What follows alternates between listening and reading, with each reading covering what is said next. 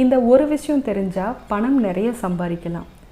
எப்படி ஒரு சிலர் மட்டும் எவ்வளோ ஸ்ட்ரகிள் ஆனாலும் அவங்க சம்பாரிச்சிட்டே இருக்காங்க அப்படின்னு யோசிச்சிருக்கீங்களா?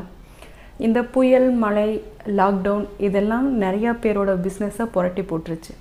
ஆனால் ஒரு சிலர் மட்டும் இந்த புயல், மழை, லாக்டவுன் எதுலேயுமே சாயாமல் அவங்க பிஸ்னஸையும் சக்ஸஸ்ஃபுல்லாக ரன் பண்ணிட்டுருக்காங்க. அவங்க கையிலையும் காசு இருந்துகிட்டே இருக்குது.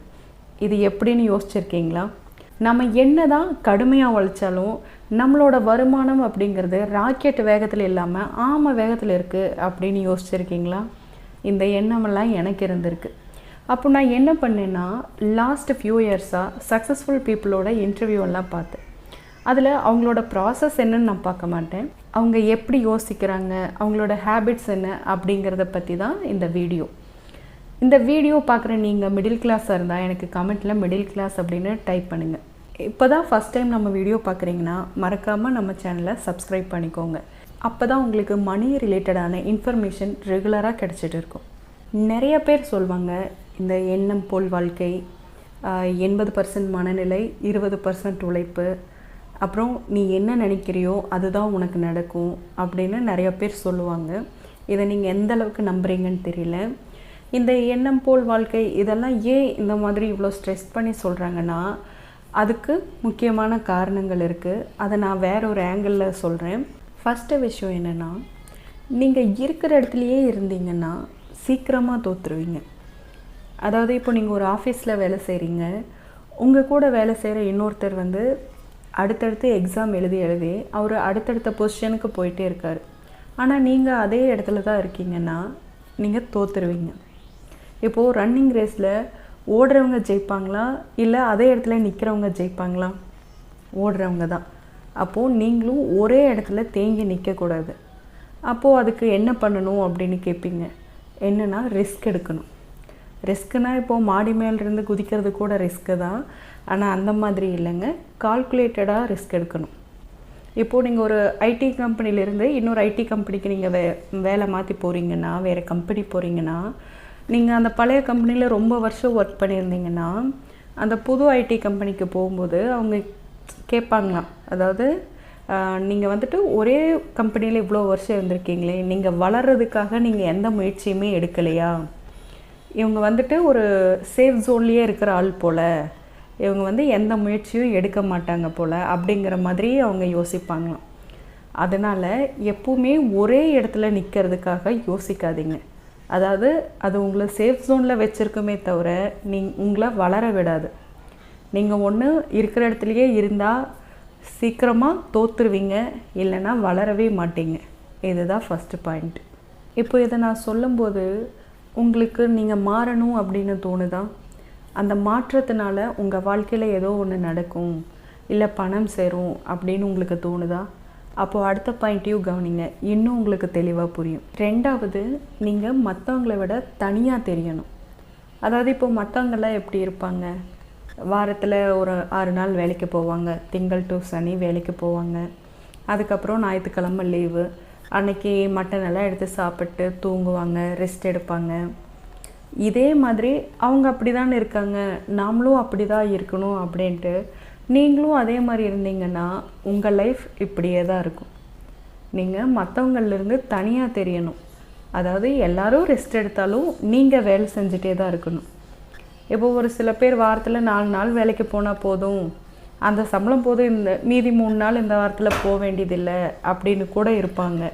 அதை பார்த்துட்டு நம்மளும் வந்துட்டு இதே மாதிரி தான் நம்மளும் இருக்கலாம், இது ஜாலியாக தானே இருக்குது அப்படின்னு நினச்சிட்டு இருந்தால் நீங்களும் முன்னேறவே முடியாது.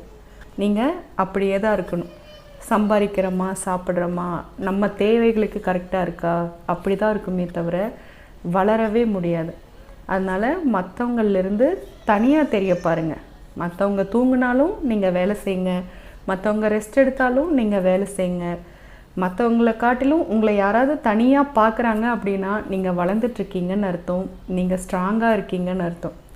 அதனால் மற்றவங்கள பார்த்துட்டு நீங்களும் ஒரு லேசியாக இருக்காதீங்க, தனியாக தெரிய முயற்சி பண்ணுங்கள். மூணாவது, unclear visions is equal to unclear actions. அதாவது நம்மளோட பார்வை சரியாக இல்லாத போது நம்ம செய்கிற செயல்கள் தெளிவாக இருக்காது. இப்போது நீங்கள் இந்த ஊட்டி கொடைக்கானல்னு நீங்கள் ஹில் ஸ்டேஷன் போகிறீங்கன்னு வைங்களேன், அங்கே ஒரே மிஸ்டாக இருக்குது, பனிமூட்டமாக இருக்குது. அதில் உங்களால் ட்ரைவ் பண்ணி நீங்கள் போக வேண்டிய இடத்துக்கு போக முடியுமா? முடியாதில்ல. அது மாதிரி தான் நம்மளோட பார்வை வந்து தெளிவாக இருந்தால் தான் நம்ம செய்கிற செயல் கரெக்டாக இருக்கும். இப்போது ஹவுஸ் ஒய்ஃப் சில பேர் வந்துட்டு பண்ணுவாங்க என்னென்னா, குரூப் 4க்கு எக்ஸாமுக்கு வந்துட்டு ஒரு சைடு ப்ரிப்பேர் ஆகிட்ருப்பாங்க. இன்னொரு பக்கம் பார்த்தா வாட்ஸ்அப்பில் வந்துட்டு எண்ணெய் விற்கிறேன், மாவு விற்கிறேன், இல்லை சாரீ பிஸ்னஸ் பண்ணுறேன் அப்படின்னா அது ஒரு பக்கம் பண்ணிகிட்ருப்பாங்க. இன்னொரு பக்கம் என்ன யோசிச்சுட்ருப்பாங்கன்னா, எதுக்கு இதெல்லாம் நம்ம பண்ணிகிட்ருக்கணும், சிவனேன்னு நம்மளும் வந்துட்டு டிவி பார்த்துட்ருக்கலாம், சீரியல் பார்க்கலாம், இல்லை பிக் பாஸ் பார்க்கலாம் அப்படின்னா அவங்களுக்கு இன்னொரு மனசு சொல்லிகிட்ருக்கும். இப்போது அவங்களுக்கு என்னென்னா ஒரு கிளியரான விஷன் கிடையாது. நான் வந்துட்டு இதை தான் பண்ணணும், இதை மட்டும்தான் பண்ணணும், இதை இப்படி தான் பண்ணணும் அப்படிங்கிற கரெக்டான ஒரு பார்வை கிடையாது. அப்போது அவங்க செய்கிற செயல் வந்துட்டு எதுவுமே தெளிவாக இருக்காது. அதாவது ஏதோ ஒன்று பண்ணணும் அப்படின்னு நினச்சி எல்லாத்தையுமே பண்ணி கடைசியில் எதையுமே உருப்படியாக பண்ண முடியாது அவங்களால. கடைசியில் விட்டுருவாங்க. ஏன்னா எதையுமே அவங்களால ஒரு விஷயத்தை மட்டும் கரெக்டாக எடுத்து கொண்டு போனால் பண்ணலாம், எல்லாத்தையுமே பண்ணணும், நான் இதையும் பண்ணுவேன் அதையும் பண்ணுவேன், கடைசியில் ஐயோ எனக்கு ரெஸ்ட் இல்லை, நான் சிவனேன்னு டிவி பார்த்துட்டு படுத்துக்கலான்னு தோணுது, அப்படி இப்படின்னு அவங்க ஒரு கன்ஃபியூஷன்லேயே இருந்தாங்கன்னா அவங்களால எதையுமே தெளிவாக செய்ய முடியாது. அதனால் எல்லாருமே என்ன பண்ணணுன்னா, நாம் செய்கிற விஷயத்த கரெக்டாக பண்ணணும், இதை தான் பண்ணணும் அப்படின்னு ஒரு முடிவெடுத்து அதில் இறங்குங்க. அப்போ தான் அந்த செயல் தெளிவாக இருக்கும். அடுத்து நீங்கள் என்ன தான் புக்கு படித்தாலும், எத்தனை வீடியோ பார்த்தாலும், இல்லை எவ்வளோ கோர்ஸ் போனாலும், இல்லை யாராவது உங்களுக்கு ஹெல்ப்பே பண்ணாலும் உங்கள் மைண்ட் செட் எப்படி இருக்கோ அந்தளவுக்கு தான் நீங்கள் சம்பாதிக்க முடியும். அதாவது இப்போ வந்துட்டு சில பேர் வந்து கெட்டவங்களாக நம்மளுக்கு தோணும். அதாவது என்னடா இவங்க இவ்வளோ கெட்டவங்களாக இருக்காங்க, ஆனால் எப்படி இவங்க கையில் மட்டும் பணம் இருந்துகிட்டே இருக்குது, இவங்க மட்டும் எப்படி சம்பாரிச்சிட்டே இருக்காங்க அப்படின்னு தோணும். ஏன்னா அவங்களோட மைண்டு வந்து கிளியராக இருக்குது. இதுதான் பண்ணணும், அவங்க கெட்டதாகவே இருந்தால் கூட இதை தான் பண்ணணும், இப்படி தான் பண்ணணும்னு அவங்க தெளிவான ஒரு பார்வை வச்சுருக்காங்க. நாம் அப்படி கிடையாதுல்ல.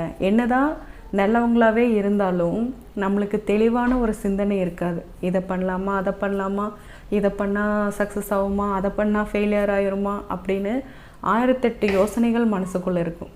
ஆனால் கெட்டவங்களாகவே இருந்தால் கூட அவங்க ஒரு விஷயம் பண்ணுறதுன்னா ஓகே இதை தான் பண்ண போகிறோம், இப்படி தான் பண்ண போகிறோன்னு அவங்க இறங்கிடுவாங்க. அவங்களோட அந்த பார்வை தெளிவாக இருக்கும்போது அவங்க அதில் சக்ஸஸ்ஃபுல் ஆகுறாங்க. அதனால் உங்கள் மைண்ட் செட்டை வந்து கிளியராக வச்சுக்கோங்க. இதை தான் பண்ணணும், இப்படி தான் பண்ணணும்னு தெளிவுபடுத்திக்கோங்க. இப்போது நான் சொன்ன விஷயத்தை எல்லாமே நீங்கள் ஃபாலோ பண்ணி பாருங்கள். இதன் மூலமாக உங்கள் வாழ்க்கையில் 1% முன்னேற்றம் வந்தாலும் எனக்கு சந்தோஷம்தான். இதே மாதிரி மனநிலை சம்மந்தமான ஒரு வீடியோ நான் போன வாரம் போட்டிருக்கேன். அதோட லிங்க்கை நான் கமெண்ட் பாக்ஸில் கொடுக்குறேன். உங்களுக்கு டைம் இருந்தால் அந்த வீடியோவையும் பாருங்கள்.